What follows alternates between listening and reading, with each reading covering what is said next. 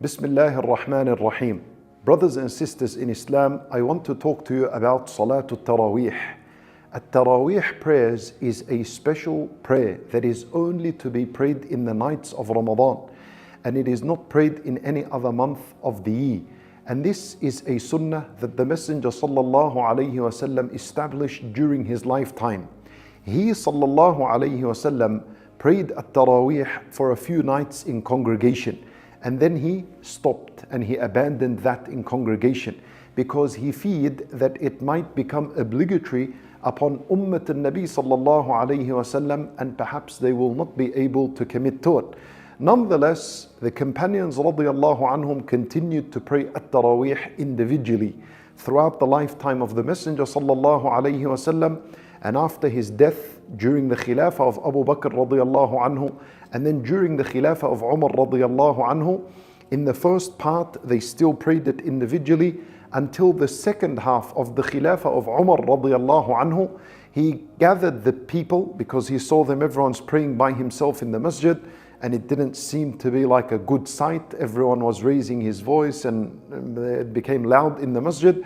So Umar radiallahu anhu re-established this sunnah in his time, and he gathered all the people under one Imam, Ubay ibn Ka'b radiallahu anhu. And the believers have been praying Salat at-Taraweeh during Ramadan ever since that time up until this day, walillahi alhamd. Salat at-Taraweeh is considered a part of Qiyamul Layl, so it is from the night prayers, and it is highly recommended, especially in Ramadan. When Nabi sallallahu alayhi wasallam mentioned something great and grand about its virtue, he said, "Man qama Ramadana imanan wa ihtisaban, غُفِرَ لَهُ مَا تَقَدَّمَ مِنْ ذَنْبِهِ." And Nabi sallallahu alayhi wasallam says, anyone who prays the nights of Ramadan, meaning at-Taraweeh, anyone who prays the nights of Ramadan out of faith, believing in this salat and seeking the reward from Allah Azza wa Jal, all his past sins will be forgiven. Allahu Akbar. This is a huge, grand gift that Allah Azza wa Jal gives the believers. Brothers and sisters in Islam, concerning where to pray this salat, in the masjid or at home, really it is a sunnah and it is up to you. If you find that you are lazy, you haven't memorized much Quran, and you will not be motivated to pray it at home and you might skip it and miss it, then for you it is best to pray it in the masjid. Go to your local masjid and pray behind the imam, whatever he prays, and finish with the imam. Whoever prays with the imam until the imam finishes as-salat, also with al-witr, then he earns the reward of praying the entire night. Allahu Akbar. Even though he will not be praying the entire night. So you'll be sleeping for the rest of that night, and Allah will be recording for you as though you are standing up and praying. And if you find energy in yourself and strength in yourself, and you have memorized a lot of Quran, and you want to pray it at home, then that is also good for you, and you're able to pray it at home. The main thing is, don't miss it and pray it every single night.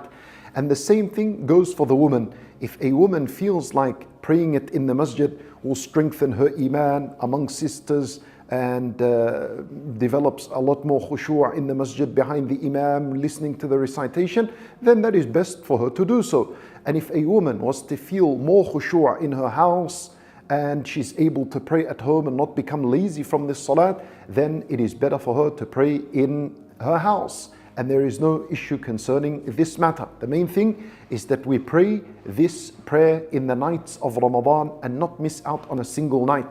And whoever has an excuse, such as a woman that has her cycle, her monthly cycle and so on, then there is no need to worry. Allah Azza wa Jal bi'idhnillah will record for her the reward of establishing the night prayer in Ramadan, because this is a situation that she did not bring upon herself, rather this came to her naturally. So we ask Allah Azza wa Jal to reward us all.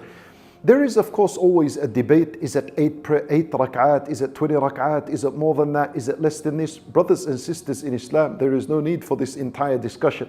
If we looked into the lifetime of Rasulullah sallallahu alayhi wasallam, then Aisha radiallahu anha told us that the Nabi sallallahu alayhi wasallam did not pray more than 11 rak'at a night. And so this was the night prayer of Rasulullah sallallahu alayhi wasallam. And that doesn't mean that a person cannot pray more than that, because the Nabi sallallahu alayhi wasallam himself, when he made the guideline for the night prayer, he said, Salatul layli mathna mathna. He said the night prayer is to be prayed in twos, two by two by two by two, and you can pray as much as you want. Umar radiallahu anhu prayed 20 rak'at. And those that came after him prayed even more, up to 38, 40 rak'at, and so on. There is no issue concerning this. As long as you just spend some of the night in salat, that's the main matter. When Nabi sallallahu alayhi wasallam prayed 11, meaning he prayed 4, then 3, and that was al-witr. So ulama rahimahumullah, they say, you can pray at 4. You can pray at 4, just like we pray Salat al-Dhuhr or Salat al-Asr. You'll pray 4 rak'at, meaning when you do 2, you make at-Tahiyyat, then you get up for another 2, and then you make taslim. And there are other opinions as well, that 4 means 2, 2, and then 2, and then 2. That's 8 rak'at altogether.